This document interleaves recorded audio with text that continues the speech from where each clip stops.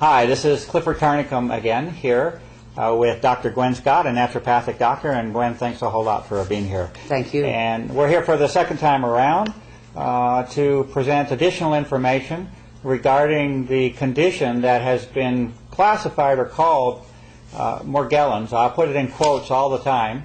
The more that you listen to us, you may understand the reason for that. It appears to be very much a false characterization as a disease that is restricted to a few individuals that we treat with some special disinterest as opposed to interest. And so today what I wanted to do on my side was just go into a little bit more detail, particularly visually. I would like the audience to be able to see photographs of some of the forms. I have to call them pathogenic forms. I can come up with no other explanation. These are foreign to the human body. Pathogenic forms that are being repeatedly identified over and over and over, whether an individual is manifesting this condition at the skin level or not. In fact, one of the characteristics is that these pathogenic forms, although originally discovered and called to attention by individuals that exhibited unusual skin conditions, the unfortunate finding is that these very same forms that are occurring even at the skin level are being found really across the board within essentially the broad population. The way it is now, the number is up to 26 people that have performed a certain test that we've talked about, and we'll talk about more. All 26 of them are manifesting, and the only difference that I could characterize with the so-called Morgellons condition is that the degree or severity or extent of the pathogenic forms would appear to be greater. That's the furthest that I could go right now, but in terms of presence and distribution, there is no exclusion right now of the general population from what it is that is being discovered. So with that, what I wanted to do today was use some of the time I had to present some photographs to you, and I'll overlay these photographs on the screen for you to see. And I want to go through the 4 forms that are being identified. My whole objective here is I want these things identified. That's just what this is about. It's not okay to say you're seeing something over and over in the human body that is clearly foreign and causes ill conditions, disease, or ill health, whatever you want to call it within the human body. Present this information publicly in a way that can be repeated over and over and over. Anything that I could do is quite easy to describe the methods. I won't say easy in terms of equipment. You need a good microscope here. But the fact is it's very much repeatable and could be done with anyone with adequate resources. It is my objective to have these 4 forms identified. I have mentioned them in the previous meeting you and I had, Gwen. Today I'd like to go over some of the photographs of these so you see them. These 4 forms that are being repeatedly identified are as follows. The first is what I call an enclosing or abounding filament. This filament will often exhibit itself from skin lesions. This is true. This is how they were first discovered. In the sores that appear on the skin, an unusual fiber form can appear. Of course, a casual person might think it's a hair, and this would be an argument that might be made initially. That won't hold up at all, will not hold up once you subject that to scrutiny or examination. The first form is this bounding form. A human hair is on the order of roughly 60 to 100 microns thick. The fiber that is showing up here at the skin level is on the order of roughly 12 to 20 microns. It's not fixed. There's some variability, but roughly in the order of 12 to 20 microns thick. The photograph that I'm showing you now, you see the basically exterior, the full size of that fiber. Now, what becomes unique then at this point is the second form, and the second form is often contained within this bounding or encasing filament. The second form is that of a submicron. Anytime you're dealing with things down at the submicron level, especially if you're breathing them, you certainly ought to have concern. We all know the attention that's been given to the presence of asbestos fibers in an environment over the years. Asbestos fibers measure on the order of 2 microns in thickness. If I start speaking to you of something that's being found, it shows every reason to be coming through airborne or respiratory methods coming into your system. At the submicron level, it certainly forms a basis for attention, investigation, and concern. And you will see within this bounding or encasing filament a submicron network. We're not talking about a single fiber. It is just absolutely packed with these sub-micron forms of parallel alignments of filaments. We'll talk a little bit more about similarity of fungus a little bit later, but let's just get through the pictures first. So that's number 1 and 2 of the forms. Number 3 is, technically we'll describe it as an oblate or a spherical structure. The best identification, and the size of this, size is important because it helps to identify microbiological forms. It's extremely important characteristic to be determined the size of something. You can often eliminate many things from consideration just by knowing the size alone. This particular oblate structure, best measurement I can come up with is on the order of roughly 5/10 to 7/10 of a micron. The best identification that I can make. I'm not a medical doctor. I will repeat that. There is no diagnosis being made here. There is no medical prescription or advice being made. I'm acting as an independent researcher, providing my analysis and observation for information to the public. But the best identification I can make of this form is consideration of what is called chlamydia pneumonia, which is a rather exotic bacterial form. I am not saying this is chlamydia pneumonia. I am saying there are 8 conditions that I have established that have been matched that would establish this as a leading contender for examination for identification. Remember, I'm after the identification. The best that I can do right now is provide the imagery to you to establish a path for investigation. But chlamydia pneumonia is a candidate. Chlamydia pneumonia is in a very unusual and rather exotic bacterial form. If you look at the classification schemes, it's sort of totally separate from any generic bacterial form. And one of the reasons that it is unique is that this particular bacterial form lives within cells, okay, intracellular. That is a remarkable property when you're talking about the immune system and its ability to detect the existence of a foreign element. If it's within the cell, you've complicated your problem a great deal. Chlamydia pneumonia is involved with many, many diseases that are certainly characteristic of our times. And that are increasing in frequency and distribution, and let's say not exactly an explainable way.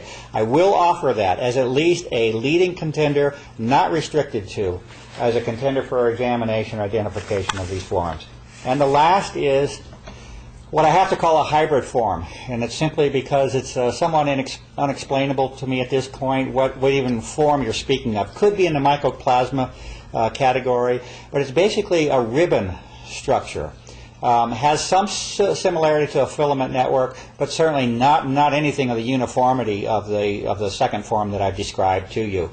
And this particular form will exist also repeatedly within the blood samples that are being done. It's also true that these 4 forms are showing themselves across all major systems of the body. This is not something we're talking about that's restricted to a skin fiber. All major systems of the body are repeatedly showing these forms. This includes the hair, the skin, the digestive system, the urinary system, saliva, ear.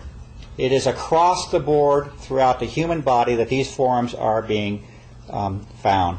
The second important point here, that is the 4 forms that exist. The second point to make that's very important in this would be the link with the aerosol issue.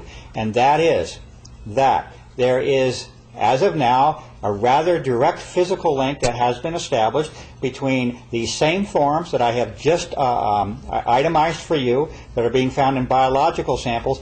There is an exact match with respect to form, size, shape, structure with environmental samples that have been repeatedly identified again over the past 10 years. One of those samples in particular being sent to the United States Environmental Protection Agency for identification on behalf of the public welfare. The subsequent refusal of that agency to identify that material, let alone even acknowledge its existence.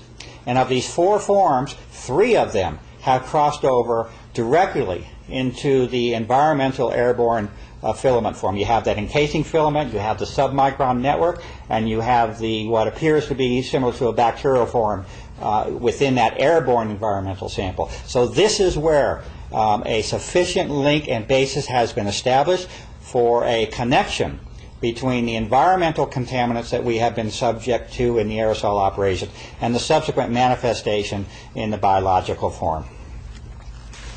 The last one, and we'll come back maybe at the end, but I'm also going to put a photograph here of a dental sample that you and I have talked about at rather great length, at least between us, involving a test. And it is a test. It is not a cure for anything, but it is a test that many people may wish to perform, involving the use of red wine and or negotiably peroxide. We'll talk about that maybe a little bit more, but certainly the original foundation was discovered by Dr. Scott, Gwen Scott, using wine, red wine, a deep dark red wine alone. And we can consider that somewhat of a gift at this point, but again, it is not a cure. We'll talk about that more at the end on your side, since you're the one that discovered that. I have a couple more points I'd like to make today. The second one has to do with a conference that has been recently held. Apparently this conference was titled the First Morgellons Annual Conference, if I have that right, held fairly recently. The conference appears to have called together serious researchers and to give, let's say, credibility to the issue of this emerging and or now pervasive condition. And it may be just that. It may be a first professional organization and presentation of information at that level. That's fine. On the same token, however, I'd like to at least, let's say, make the audience aware that we might want to monitor how information regarding the subject is presented to the public, especially being alert for information that is inconsistent, which has been established by independent means. One comment in particular that came out of this conference that caught my attention was coverage by a CBS affiliate. They went there on television there and covered this, and said that they were the only television station to cover this event.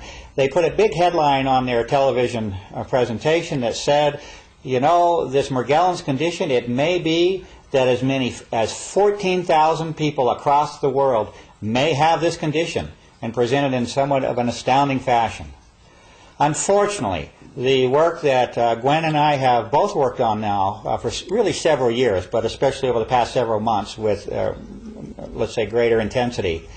The unfortunate finding here is that the evidence and information indicates that we are speaking of something that is of much broader distribution than you can imagine, that mentioning 14,000 people as containing certain conditions is absolutely ludicrous from what I can see, and that the audience should seriously consider that the extent of what we are speaking of here may easily involve billions of people, and this is not an exaggeration. The majority of the population of the world may be under consideration here, and it is not fair in any way for any conference that is fairly considering the information to restrict this as some segregated group of unusual people that have something that we can push off for another 2 years as the CDC is trying to do. Third comment would be, well, actually I've made this point strong enough already at this point, and that is the tie-in between what is being found biologically, manifesting in the body, and that of an environmental sample. I think I've made that point strong enough for today.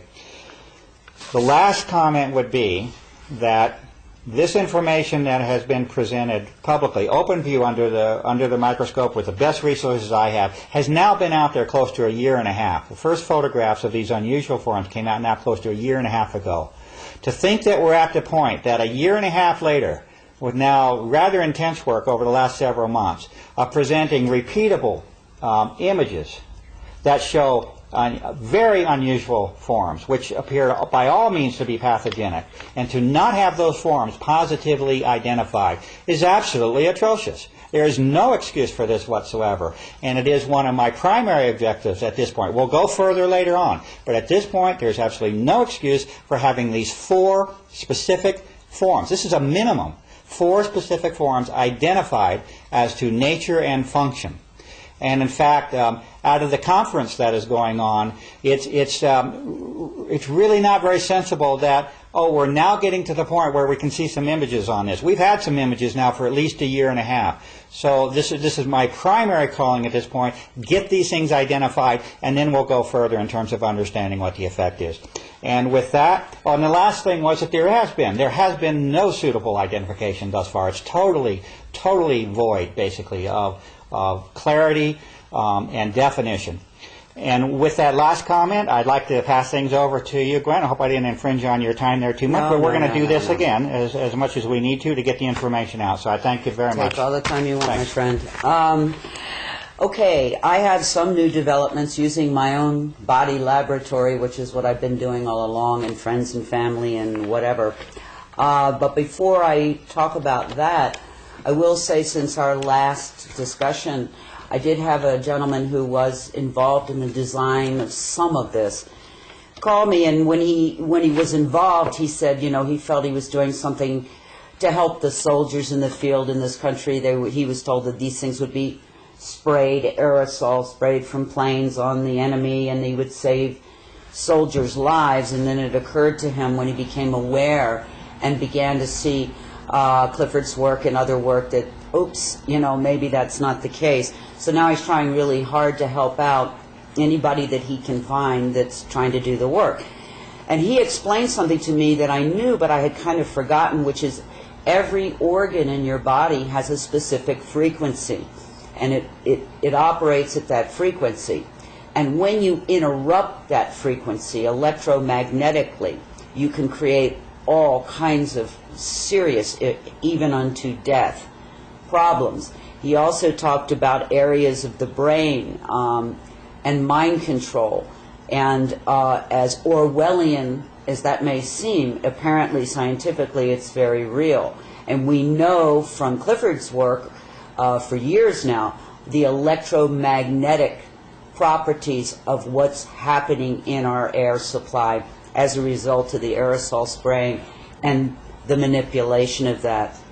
Beyond that, he talked about and confirmed to me the heavy metals, the barium, the titanium, the aluminum, none of which, trust me, are good for the human. The fibers, he felt that the fibers were metallic in nature. He talked about the biological. He said all of it has been altered. Some of it, and Clifford alluded to it earlier, can kind of escape your immune system, cloak itself in one form or another. Again, the electromagnetics, and also the lack of oxygen, the displacement of oxygen. And Clifford talked about that at the beginning of his work, that the more you displace or rid oxygen out of the air supply with particulates, it could be cornflakes, it doesn't matter, mortality rates go up concurrently. And we are operating on a very low level of oxygen because of the displacement. So that alone doesn't, you know, forget all the components. That alone is very detrimental to the human body. And as Clifford was talking about earlier, the red blood cell, whose job it is to carry oxygen, has been compromised. So it's actually pretty amazing that any of us are walking and talking. An article was brought to me, done by a research doctor in the 50s, talking about a condition called dysbiosis, which is fungal overgrowth in the human body, and what happens to the body, to the organs, to the person as that fungus, which is very aggressive, and in those days probably just candida, overtakes the human body, and the resulting nanobacteria, on and on and on, that come out of that kind of circumstance, which he blamed primarily on the use of antibiotics. I'm seeing, I believe, something very similar to that, where people literally fail because the fungus overtakes. I do have a friend who's a surgeon who told me they have opened people up now in operating rooms and closed them back up because their organs are so covered with this fungal matter they can't find the organs. So I feel assured that's at least a component. With that in mind, folks, fungus does not do well if you don't feed it sugar, and I know that's hard news for a lot of people who love their sweets, but fungus cannot survive in a sugar-free environment, or at least average fungus, we don't know. But it would be something to consider to try to eliminate all sweets. If you can't do a little raw honey, that would be the best option. But sugar feeds this problem, so something to think about. And again, I am a naturopathic doctor, but most states do not license me. And that means I cannot diagnose, nor can I prescribe. What I'm doing here is informing you, which I am allowed to do. Educate and inform through empirical observation of self and people that I have worked with. But I am not. You need to find a good, enlightened practitioner. Feel free to share any and all information that I'm sharing with you with the practitioner, either her or him, and work together that way with a professional. I wouldn't try to cowboy this circumstance. I've done it, and I've brought myself right to the ragged edge of the great beyond. So don't do that. I'm trying to run ahead, and I'm slamming myself pretty hard with a lot of different things to see what's in here, to see how I can help mitigate the process for other people. As Clifford said, and I do believe he's right, pretty much everybody I know has some form of involvement, and it can be very easily determined through blood sample, the wine spit test, where you just rinse your mouth with deep red wine and spit. So that said, when you begin to follow Herring's law of cure, which is brilliant, top to bottom, into, out, cure, into, out, and in the reverse order in which it came in, you begin to demonstrate on a topical level. And I've had a lot of people get in touch with me with these horrible rashes, itchy, burning, stinging like glass shards. And I'm very familiar with that. I'm currently dealing with it because I've been pushing very, very hard. And I will tell you, I have found something that helps mitigate it dramatically. But before I go further, it occurred to me today, why I don't know, to get the black light out and look at, because it seemed it was pretty shiny, all this rash. And sure enough, it's luminescent. So there is a luminescent material, either plastic, some people have suggested silicone, that is integrated into this whole system with the fibers and perhaps the bacteria and fungus and all of this that's presenting itself pretty much all over my body now as a rash, a very painful rash. So it's fluorescent. Go figure. Not normal to the human body. People, I did talk about this in my paper, black light with the pupils. Be very careful with your eyes. You don't want to do that with a black light for very long at all because you can burn your retina. But you can see very quickly if your pupils are luminescent. I haven't found a human yet that it isn't true. On CNN, very quickly, some of this came to light with Anderson Cooper. He did a series called Planet in Peril. And in that he had his blood tested. And very surprising to him and everyone else is he came back with very high plastic. And they sort of dismissed that as, oh, microwaving with plastic and all of that. Well, I can promise you I do not microwave, period, plastic or no plastic. Very careful. I store most of my food in glass, and I can go on and on. So, and I've been driving and had huge globs of clear liquid hit my windshield, and you try to wash it off, and it smears, smears, smears. So I have a pretty good idea, I think, of where that might be coming from. I will get to the mitigation of the rash, but I do want to say I've noticed that a lot of people in their 40s, 50s, and 60s now need joint replacement, knees, hips, even a thumb, I heard, and shoulder. I thought, what's going on here? These are fairly healthy people, have not abused, they're not marathon runners, they haven't, repeated trauma. Why is everybody needing this? A friend made a joke, the 60's the new 80. Not very funny. And I'm beginning to understand, because in this last big push of pushing these pathogens out of my system, they first came out in hordes, elbows, knees, ankles, in other words, hips, joints. And I can't help but think, I have no proof, but they were residing in those areas and perhaps causing me a lot of problem, and maybe the degradation of those joints. It certainly doesn't have to do with, are you taking a calcium supplement? Believe me, calcium does not even go into cartilage, so neither does blood. So it's something getting into the cartilage, maybe the synovial fluids, and compromising those systems. Best out, best to get these things out. Some things I have found helpful. We'll get to the helpful part here. Full spectrum digestive enzymes seem to be very helpful because a lot of people are having gastrointestinal concerns. So your local health store should have full spectrum digestive enzymes. Again, please avoid all sugar, and you probably want to add in garlic is an excellent antifungal. Well, garlic's full spectrum, antibacterial, antifungal. It's really good if you can find those things and hit everybody at once. Garlic, Pal d'Arco tea and capsules I found very helpful.